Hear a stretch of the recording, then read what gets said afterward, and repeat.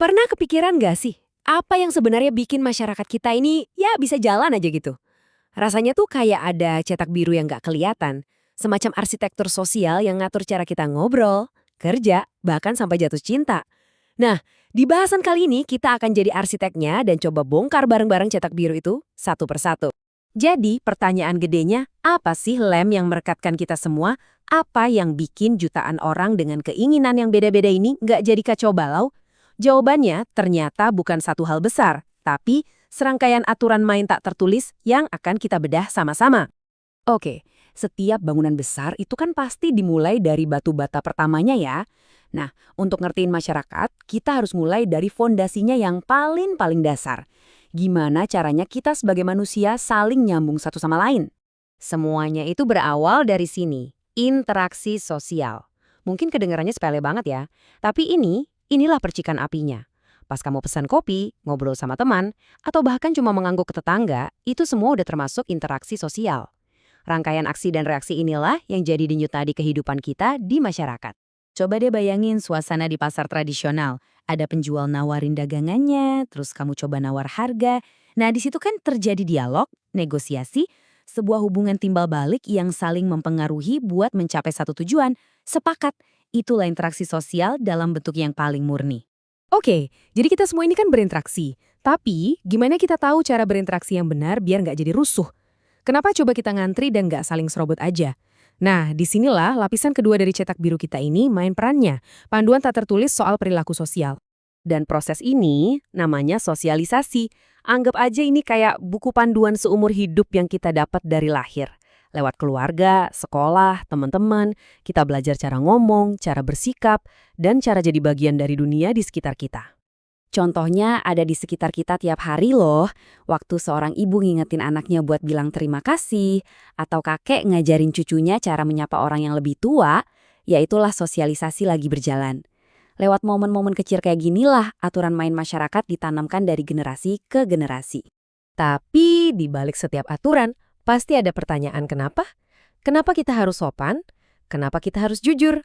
Nah, jawabannya ada di nilai sosial. Nilai ini tuh kayak kompas moral kita bersama, keyakinan inti tentang apa yang dianggap penting sama suatu masyarakat. Ambil contoh deh kejujuran, itu sebuah nilai. Kenapa kita menghargai banget kejujuran? Soalnya kejujuran itu membangun fondasi kepercayaan. Tanpa kepercayaan, bisnis, pertemanan, bahkan pemerintahan pun gak akan bisa jalan. Jadi nilai kayak kejujuran ini adalah kenapanya dibalik aturan jangan bohong. Kalau nilai tadi itu kenapanya, nah norma sosial ini gimana caranya? Norma itu aturan spesifik yang kadang nggak tertulis yang ngasih tahu kita gimana harusnya bersikap di situasi tertentu. Norma ini adalah wujud nyata dari nilai-nilai yang kita pegang. Coba pikirin deh, nilai yang kita junjung tinggi itu kebersihan lingkungan. Terus norma praktisnya apa? Ya, dilarang buang sampah sembarangan. Nah, disitulah hubungannya. Norma adalah cara kita menegakkan nilai di kehidupan sehari-hari. Beginilah cara masyarakat sedikit demi sedikit menjaga keteraturan. Sekarang kita udah punya interaksinya, udah punya aturan mainnya. Pertanyaan selanjutnya, di mana sih posisi kita masing-masing dalam permainan besar ini? Yuk kita lihat gimana individu-individu ditempatkan ke dalam struktur sosial yang lebih besar. Setiap orang di masyarakat itu punya yang namanya status sosial. Anggap aja ini kayak posisi kamu di sebuah peta sosial raksasa. Status ini bisa didapat dari lahir, misalnya jadi anak dari keluarga tertentu, atau bisa juga diraih lewat usaha, kayak jadi seorang profesional. Contoh klasiknya ya posisi kepala desa. Itu adalah status sosial yang jelas dan diakui. Status ini bukan cuma jabatan, tapi juga membawa kehormatan, tanggung jawab, dan wewenang tertentu di mata masyarakat desa. Itulah intinya status sosial. Nah, yang menarik banget, setiap status itu datang sepaket sama naskahnya sendiri. Dan naskah inilah yang kita sebut peran sosial. Jadi kalau status itu jabatan kamu, peran itu ya deskripsi pekerjaan kamu, apa yang diharapkan masyarakat dari kamu karena jabatan itu.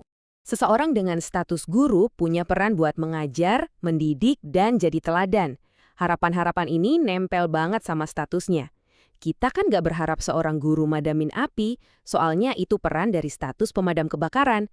Jadi, status dan peran itu emang dua sisi dari koin yang sama. Tentu aja, kita nggak ngejalanin peran ini sendirian. Kita melakukannya di dalam kelompok sosial.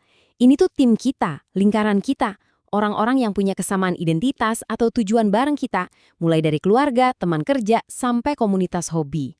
Karang Taruna itu contoh yang pas banget buat kelompok sosial. Mereka itu kan sekelompok anak muda dari lingkungan yang sama yang berinteraksi dan kerja bareng buat mencapai tujuan bersama. Misalnya bikin acara 17-an atau kegiatan sosial lainnya. Oke, sekarang waktunya kita mundur sedikit buat lihat gambaran besarnya. Tadi kita udah lihat bagian-bagian kecilnya, sekarang yuk kita lihat gimana semua itu tersusun dalam sebuah peta arsitektur masyarakat yang jauh lebih luas. Pada dasarnya, peta masyarakat itu diatur dengan dua cara. Pertama, secara horizontal atau mendatar.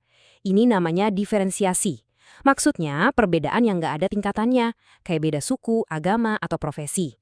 Petani dan nelayan itu beda, tapi nggak ada yang otomatis lebih tinggi. Nah, terus ada yang vertikal atau ke atas. Ini namanya stratifikasi. Kalau ini baru ngomongin lapisan-lapisan berdasarkan kekayaan atau kekuasaan, yang akhirnya menciptakan hierarki sosial. Tapi, dan ini poin yang penting banget, peta ini tuh nggak digambar pakai tinta permanen. Lapisan-lapisan hierarki tadi itu bisa ditembus.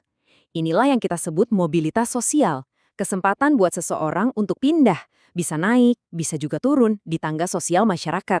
Coba bayangkan sebuah perjalanan. Seorang anak lahir di keluarga petani, mungkin dengan segala keterbatasannya.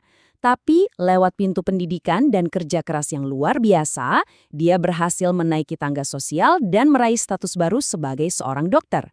Pergerakan inilah yang kita sebut mobilitas sosial vertikal ke atas, sebuah bukti bahwa posisi kita nggak selamanya ditentukan dari mana kita berasal.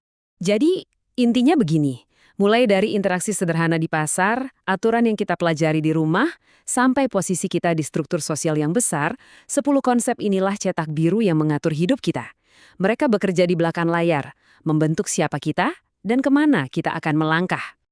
Jadi setelah kita bongkar barang cetak biru ini, pertanyaan terakhir bukan buat saya, tapi buat kamu.